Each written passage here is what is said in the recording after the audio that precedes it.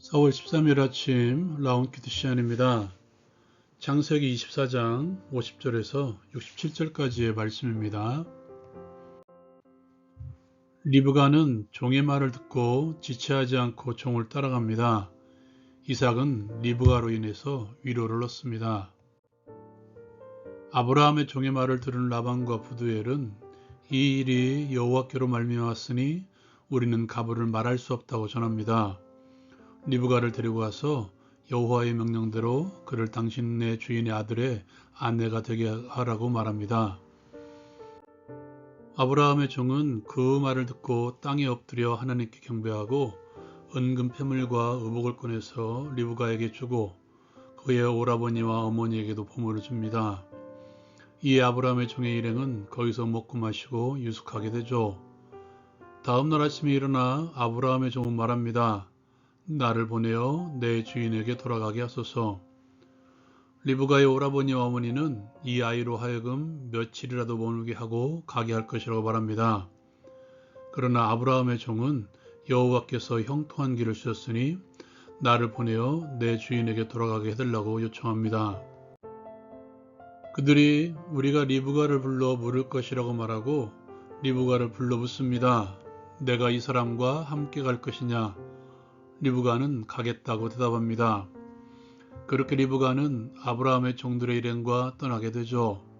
그들은 리브가를 축복합니다.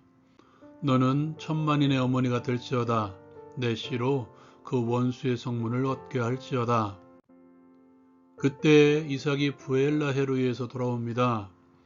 이삭이 저물 때 들에 나가 묵상하다가 종들의 일행을 보게 되죠. 리브가도 이삭을 봅니다. 그리고 종들에게 묻습니다. 들에서 배회하다가 우리에게로 마주오는 자가 누구냐? 종이 말합니다. 내 주인이니이다. 이 말을 듣고 리브가는 너울을 가지고 자기 얼굴을 가립니다. 종이 이 일을 다 이삭에게 말합니다. 이삭은 리브가를 인도하여 그의 어머니 사라의 장막으로 드리고 그들을 아내사라로 삼고 사랑합니다. 이삭이 그의 어머니를 장례한 후에 위로를 얻습니다.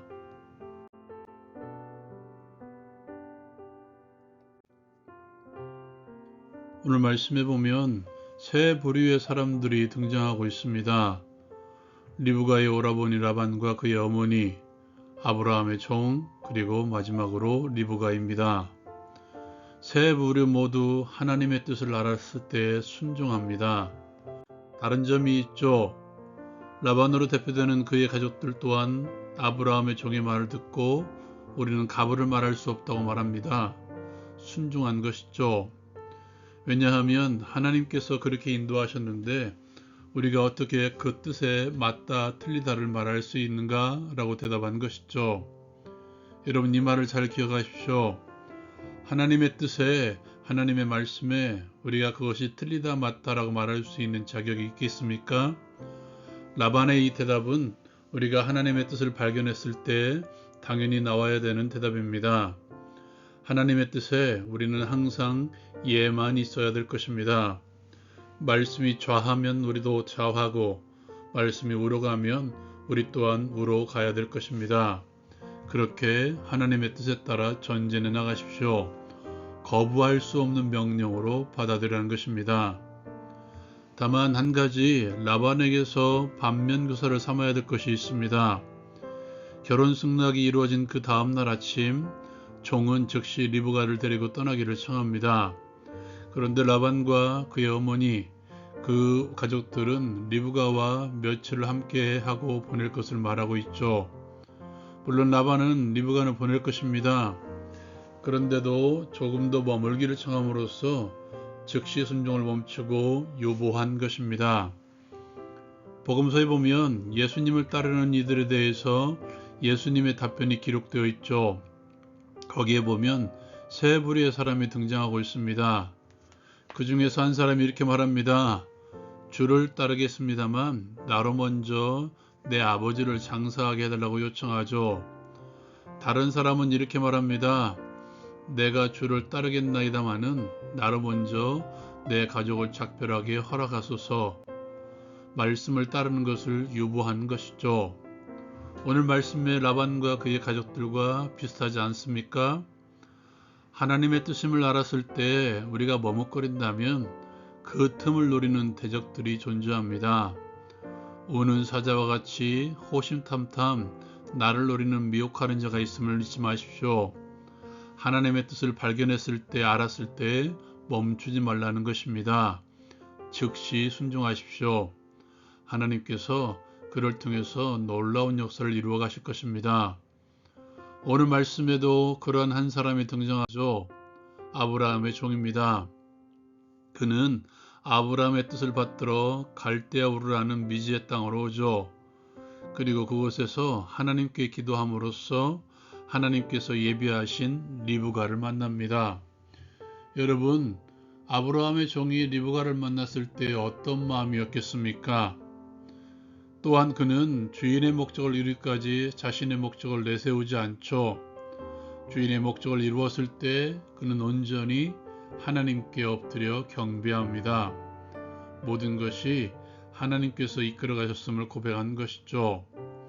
하나님의 손길이 있었기 때문에 이곳까지 온 것임을 고백하며 경배한 것입니다.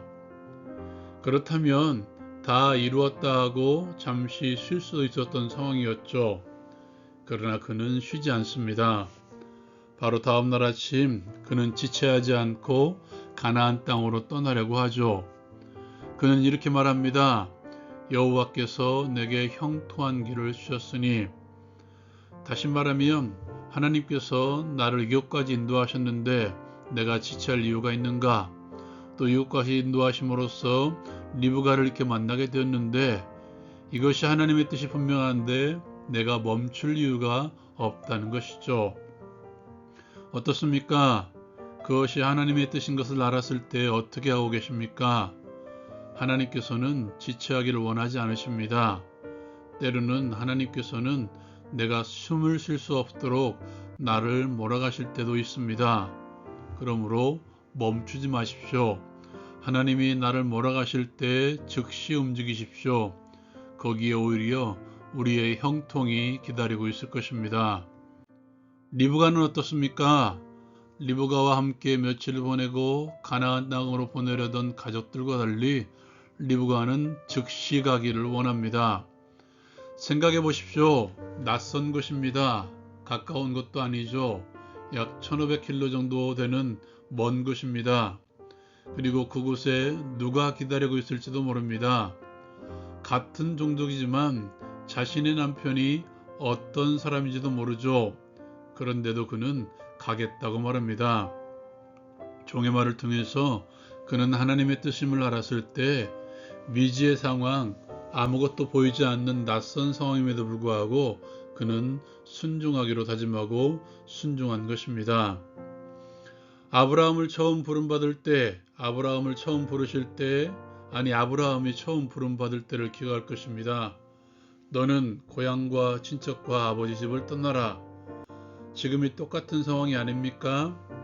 자신의 동족이 있는 고향 땅, 아직 아버지에게 의지해야 될 상황, 안주할 공간, 그곳을 떠나는 것이 쉽지 않을 것입니다. 그런데도 리브가는 가겠다고 말합니다. 자신이 의지할 수 있는 모든 것들을 버리고 하나님께 순종하는 길을 택한 것이죠. 하나님께 순종하는 사람들의 태도를 리브가를 통해서 배우십시오. 여러분, 리브가의 그 순종으로 슬픔 가운데 있던 이삭이 위로를 받습니다. 멈추지 마십시오.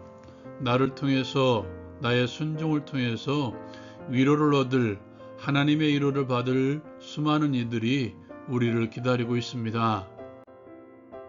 적용을 위해 함께 기도합니다. 하나님의 뜻에 지체하지 않게 하옵소서. 나를 몰아가시는 하나님의 인도하심에 멈추지 않고 순종하게 하옵소서.